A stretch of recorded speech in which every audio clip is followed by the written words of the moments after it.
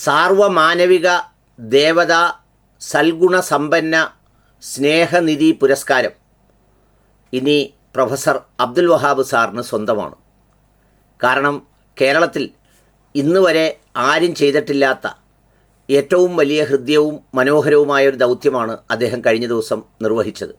Vellappally Natesan sir അദ്ദേഹം ലീഗിനെക്കുറിച്ച് പറഞ്ഞൊരു കാര്യം, അതിനകത്ത് മുസ്ലിങ്ങളാരും ഉൾപ്പെടില്ലെന്ന് പ്രത്യേകം എടുത്തു പറഞ്ഞൊരു കാര്യത്തെ സംബന്ധിച്ച് ആശങ്കയും ഉത്കണ്ഠയും വേദനയും ദുഃഖവും പ്രയാസവും സങ്കടവും സന്താപവും എല്ലാം അറിയിക്കുന്നതിന് വേണ്ടി ദൂരെ നിന്ന് പറഞ്ഞാൽ അത് മതപരമായൊരു സംഗതിയിൽ വളരെ മോശമായ കാര്യവും, മറ്റാരോടെങ്കിലും പറഞ്ഞാൽ അത് ഗീബത്തും പരദൂഷണവും ഒക്കെയായി മാറും എന്നറിയാവുന്ന വളരെ സാത്വിക പരിവേഷമുള്ള ധാർമ്മികതയുടെ ഉച്ചസ്ഥായിയിൽ ഏറ്റവും ഉയർന്നു നിൽക്കുന്ന, അധികാരത്തിനോടോ അല്ലെങ്കിൽ മറ്റെന്തെങ്കിലും പ്രസക്തിയോടോ പ്രാധാന്യത്തോടോ ഒരു താല്പര്യവുമില്ലാത്ത സൽഗുണ സമ്പന്ന സാർവഭൗമികനായ അബ്ദുൽ വഹാബ് സാറ് നേരിട്ട് പോയി വെള്ളാപ്പള്ളി നടേശൻ സാറിനെ കണ്ട് ആശങ്ക അറിയിച്ചു. ആ ആശങ്ക കേട്ട മാത്രയിൽ നടേശൻ സാറിൻ്റെ വേദന ഇരട്ടിച്ചു. കാരണം അകലെ നിന്ന് കുഞ്ഞാലിക്കുട്ടി സാറിനെ പോലെയുള്ളവർ വിട്ടുകളയാനും ലെസ് ടാക്ക് മച്ച് ബെറ്റർ എന്നും ഒക്കെ പറഞ്ഞ സംഭാഷണങ്ങളെക്കാൾ ഇത്രയും സ്നേഹമസൃണമായ ഭാവത്തിൽ ഇതൊക്കെ പറഞ്ഞ തൻ്റെ വീട്ടിലേക്ക് എല്ലാ ഈ പറയുന്ന ആതിഥേയ മര്യാദകളും പാലിച്ച് കടന്നു വന്ന ഒരു മഹാമാനുഷിയായ അദ്ദേഹം കടന്നു വരുമ്പോൾ ആ ആളിൻ്റെ വലിപ്പത്തെക്കുറിച്ചും മഹത്വത്തെക്കുറിച്ചും ഒക്കെ ഒന്ന് വിലയിരുത്തേണ്ടതാണ്. അതുകൊണ്ട് തന്നെ അദ്ദേഹത്തെ ഒരു വശത്ത് നിർത്തി കൈകൾ അദ്ദേഹത്തിൻ്റെ ചുമലിന് ചുറ്റും ചേർത്ത് പിടിച്ച് ആലിംഗനബദ്ധരായി നിൽക്കുന്നത് പോലെ നിന്നുകൊണ്ട് മുസ്ലിം സഹോദരങ്ങൾ സ്വന്തമാണെന്നും തൻ്റെ വക്കീലും അതോടൊപ്പം തന്നെ ഓഡിറ്റ് ചെയ്യുന്ന ആളുമൊക്കെ മുസ്ലിമാണെന്നും ഞാൻ പറഞ്ഞത് മുസ്ലിം ലീഗിനെതിരാണെന്നും അല്ലാതെ മുസ്ലിം ലീഗുകൾക്കല്ലെന്നും ഒക്കെ വെള്ളാപ്പള്ളി നടേശൻ സാർ ഉര ചെയ്തു.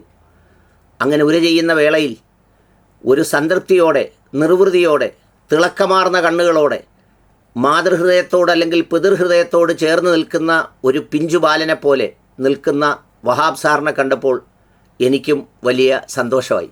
കാരണം മനുഷ്യൻ അങ്ങനെ നിഷ്കളങ്കമായ ഭാവത്തോടെ കണ്ണ് നിറഞ്ഞു നിൽക്കുന്നത് കാണാൻ, ഇരുണ്ട രാത്രിയിൽ നിറഞ്ഞ ചന്ദ്രൻ ഇങ്ങനെ ആകാശത്ത് പ്രഭ ചൊരിഞ്ഞ് നിലാവ് ഭൂമിയിലേക്കൊഴുക്കി മനുഷ്യൻ്റെ ആ മാനവികതയുടെ അതുപോലെ തന്നെ പ്രണയാർദ്രമായ തലങ്ങളെ തൊട്ടുണർത്തുന്ന ഭാവം പോലെയൊക്കെ വഹാബ് സാറിൻ്റെ മുഖം കണ്ടപ്പോൾ എനിക്ക് തോന്നി.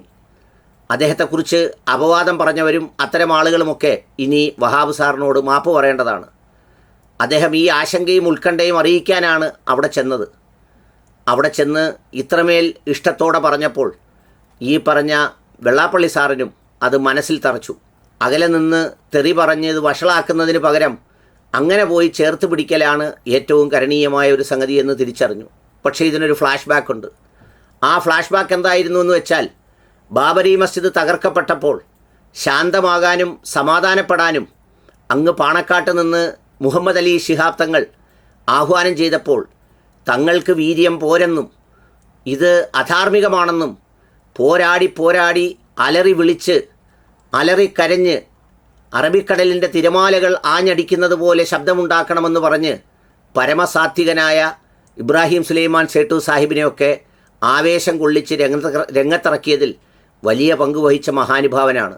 എന്നാൽ കാലം മുന്നോട്ട് സഞ്ചരിച്ചപ്പോൾ അധികാരവും കസേരയും ഒന്നുമില്ലാതെ എവിടെയെങ്കിലും ഇരിക്കുന്നത് വലിയ പാടാണെന്നും താൻ എന്താണോ ദുനിയാവിൽ പ്രതീക്ഷിച്ചു വന്നത് അത് കിട്ടാതെ മരിച്ച് നാളെ ആഖിറത്തിൽ ചെല്ലുമ്പോൾ സ്വർഗവും അരുവികൾ ഒഴുകുന്ന താഴ്വരയും ഒന്നും കിട്ടിയിട്ട് കാര്യമില്ലെന്നും ഇവിടെ എന്തെങ്കിലുമൊക്കെ തടയണമെന്നും വഹാബ് സാറ് തീരുമാനം ഉറപ്പിച്ചു. അങ്ങനെ നമ്മുടെ അഹമ്മദ് ദേവർകോവിൽ സാറ് മന്ത്രിയായപ്പോൾ അതിനകത്ത് കയറി എന്നാൽ അതിൻ്റെ എന്തെങ്കിലും ഒരു ഗുണഭോക്താവാമെന്ന് വിചാരിച്ചപ്പോൾ അവർ പ്രതിരോധിച്ചു. പിന്നെ അവിടെ കണ്ടത് നൃത്യങ്ങളായിരുന്നു.